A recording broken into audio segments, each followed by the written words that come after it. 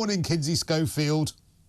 Hi, Cristo. Great show. Good to see you. Thank you. Very, very nice to see you too. And hey, we've actually got some front pages today to talk about. Let's talk about The Sun on Sunday. Harry deal to film £3 million book. This is apparently the film rights that they've bought to Meet Me at the Lake, which is valued up to £3 million. It'll be their first attempt at producing a fiction hit for Netflix, and it's apparently quite a steamy novel.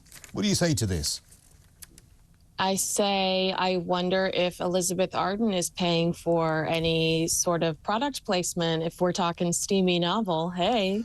Well, I'm telling you now, as someone who, for experimental purposes on our podcast, put Elizabeth Arden in places that no man should ever put Elizabeth Arden, the 8-Hour Cream particularly, I'm not sure that I would use it as part of a steamy thriller. That's all I'll say. Because I did feel that there was certainly heat being generated, but it wasn't pleasant. Oh, wow. Yeah, I do recall such an experience and blushing a little bit on the other end. If anybody would like to hear that, it's on the Majesty podcast. But yeah, I think that this is great news for the Sussexes. We have been so lost in the chaos of those two over the last 3 weeks. So they really are in desperate need of some positive press. I thought that the couple of times we saw them over the last few weeks, which was the video where they were calling young people about, security and technology, and the birthday dinner. I did not think that they benefited the couple PR-wise because it was so highly produced and both looked so orchestrated and insincere. So, this is some good news for them that they really need so that the public stops talking about how much they can't stand them or their lack of ability to work. Well, what's interesting about what's buried in this article is that they're revealing as well that the couple will no longer front any more TV series or write any more books about themselves. I mean, do you believe that? Do you believe that narcissistic streak can be dismissed so easily for them? Do you believe that they will be able to move away from their professional victimhood? Well, Meghan specifically told us that she stumbled upon her diary in Frogmore Cottage one of the last times she was there. I do think that that's, kind of a card she's got up her sleeve, that if worse comes to worse, she could reveal her Duchess diaries.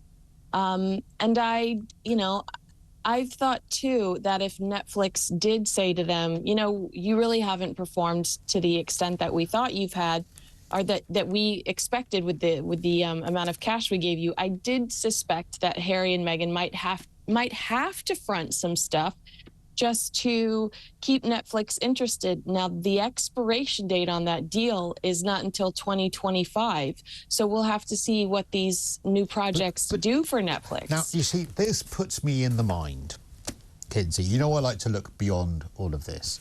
This puts me in the mind of an icon by the name of Joan Collins. Now, in the 90s, Joan Collins very famously took Random House publishers to court. And the reason that she did that was because they gave her an advance and they had a contract for a novel that she was writing. She wrote the novel, she delivered it to Random House, and Random House says, we don't like the novel, we're not paying you. So she took Random House to court and won. She got her money, and the judge said at the time, essentially, to paraphrase, you might not like the book, but she delivered a book. Yeah. So is it here that Harry and Meghan, knowing that they have X number of obligations to Netflix to fulfill in order to get the big payday from Netflix, some people saying up to $100 million, that they are literally coming up with any old tat that they can submit to Netflix, and so that they can say to Netflix, look, you might not produce it, might be a load of old rubbish, but we are delivering what we said we would. We said we'd deliver you a fiction product. Here's a fiction product. We said we'd deliver you a bleating narcissistic documentary where everything's wrong with our lives. We've done that. So actually the quality of what they're delivering they don't care about. They just want to deliver something in order just to get the payment? Well, shout out to Joan Collins. Absolutely. We used to share a hair guy. I think that the same happened with Spotify. You know, they're on the cover of People magazine this week, Harry and Meghan, and some insiders are talking about what went down with Spotify. And the insiders say that Harry and Meghan presented them with numerous ideas and that Spotify didn't move fast enough for them. And there was a lot of red tape that they had to go through that they didn't like. So we are hearing from Harry and Meghan that they did present Spotify with multiple options for show ideas. So, yeah, I agree with what you're saying. I think you're absolutely right. It could just be like, well, we've got to generate this because we have to hit our contractual obligations. Yeah, it is a novel. I like the look of this. But like Pearl, Netflix has that. Yeah, Netflix can be like, no, absolutely not. Or Emily in Paris, like, but for a boy, Netflix can be, no, absolutely not.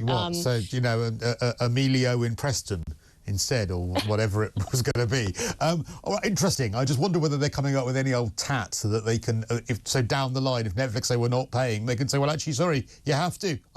We submitted something, not our fault, you don't like it. Depends what their contract says. I really want to ask you a non-royal story, but I don't know if I'm allowed to. Yeah, I think it's fine. Go ahead. All right. Because I was going to, I actually put this on the list of questions for the panel, but we never got to it.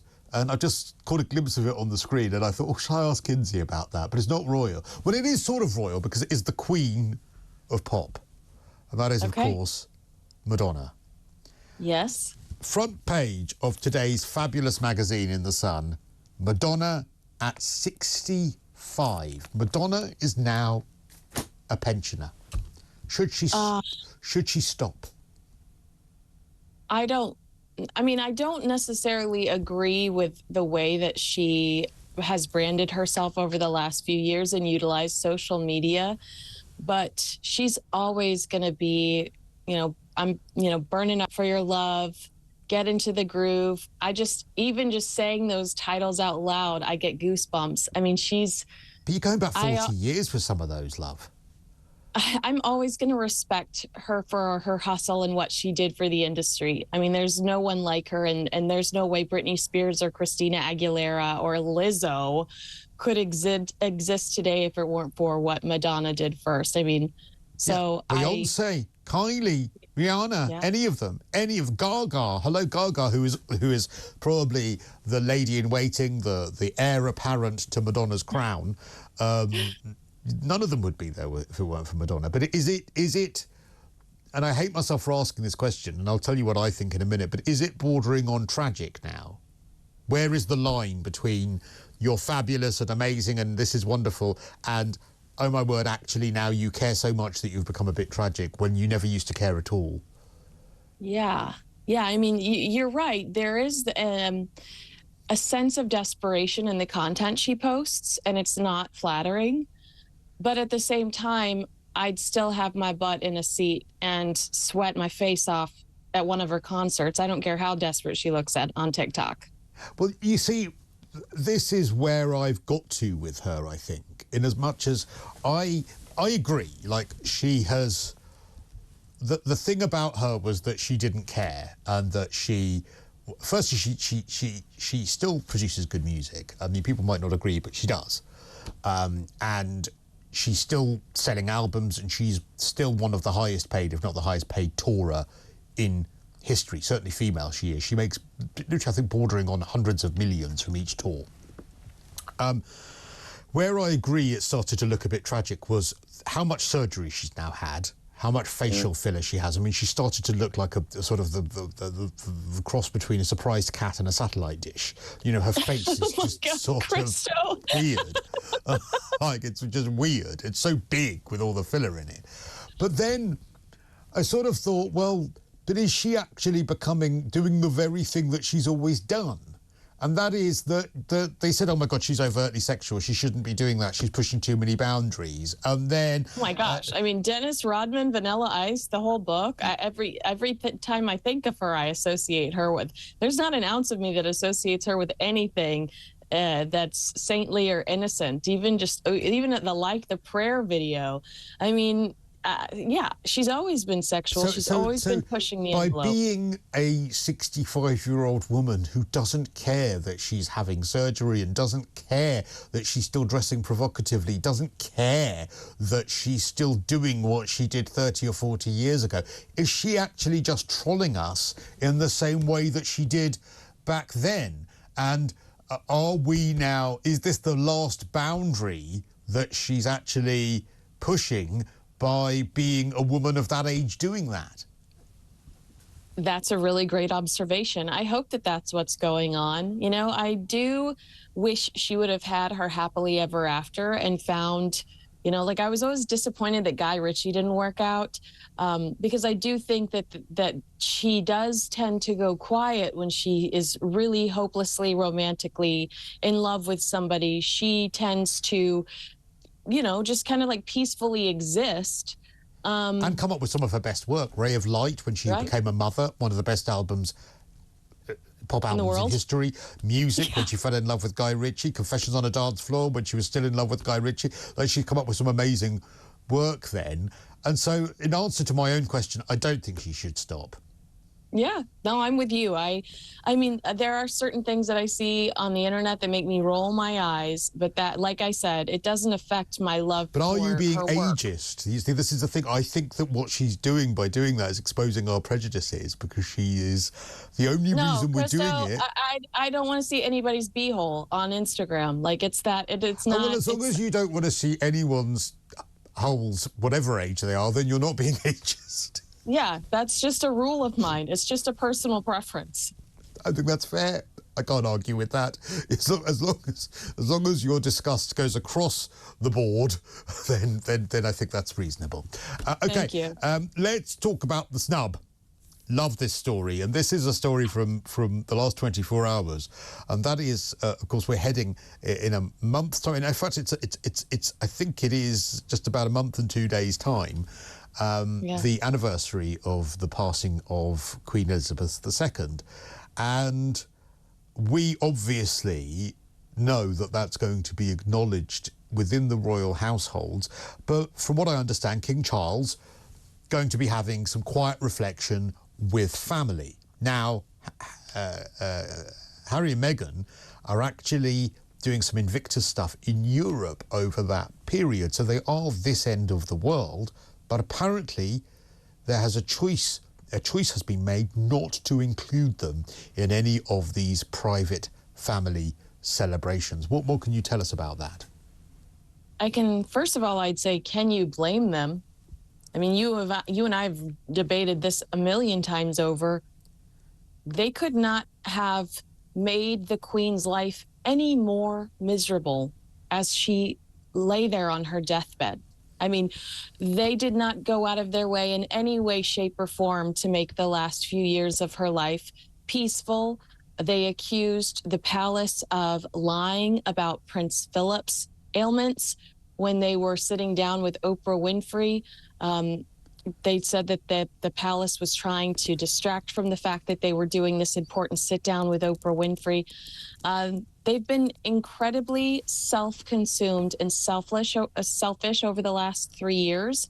And I think that this is the palace's way of saying, okay, well, you guys continue to just do your thing and we're going to do our thing. And our thing is to honor this woman who dedicated her entire life to serving her country. And really, I think it shows that the royals, their lives align with the Queen's, and that Harry and Meghan's don't necessarily. I think it shows that the family has backbone. But a lot of people will be saying, well, hang on, though, if you're going to talk about who you're going to snub, Prince Andrew's going to be there. Sarah Ferguson's going to be there. Surely, yeah, Sarah Ferguson, and I'd say that those are two people that never intentionally did anything, knowing that it would hurt the Queen. But can you really say? I mean, okay, he denies everything that went wrong and all those improprieties, but there is a number of people that would say, well, look, Prince Andrew's actions indirectly, he may not have had any kind of intent, but the actions and the situations he put himself in which no one can deny. He himself has admitted that he's put himself in the situations being friends with Jeffrey Epstein, knowing that he was convicted as being a paedophile. You know, that is going to bring shame on the Queen. So a lot of people will be saying, well, hang on, if Prince Andrew is being included, why can't Harry and Meghan? Because, you know, Harry and Meghan knew when they sat down with Oprah Winfrey that they'd made a mistake, because they hurried to ask Oprah and Gayle within 24 hours of within 24 hours of the special airing. They wanted to make sure that people didn't think that the Queen or that Prince Philip were racist. But the way they'd worded it in that special that millions of people watched, millions of people did not watch Oprah and Gayle do their correction the next day when they said it wasn't the Queen. I mean, Harry and Meghan made the world look at each other and go, is the Queen racist? Is Prince Philip racist? They put a target on their backs. And I think Prince Andrew is so of another world that he thought he was in the midst of some of the most powerful and rich individuals, Bill Clinton, Bill Gates, yada, yada, yada, that he didn't think he was, you know, that he never thought that they were going to be held accountable for what they were doing, because they just are so entitled. I also think that Andrew has undoubtedly made some ridiculously absurd, backward, stupid decisions, and he is as thick as two short planks for some of them that he made. But what he has done since is maintain a silence. And I actually think that is so important within the royals, almost above all else, is you put up, you shut up, you never explain, you never complain. And by having Andrew there, as repellent to some people as it might seem, King Charles will not be saying to himself, well, you know, I'm really worried that this is going to end up in a book written by Prince Andrew. I'm worried that there's going to be an interview next week that Prince Andrew is going to be giving that will give intimate details of what's happening at Balmoral. Whereas I think that the difference with Harry and Meghan, which you've alluded to, is that they can't have that trust.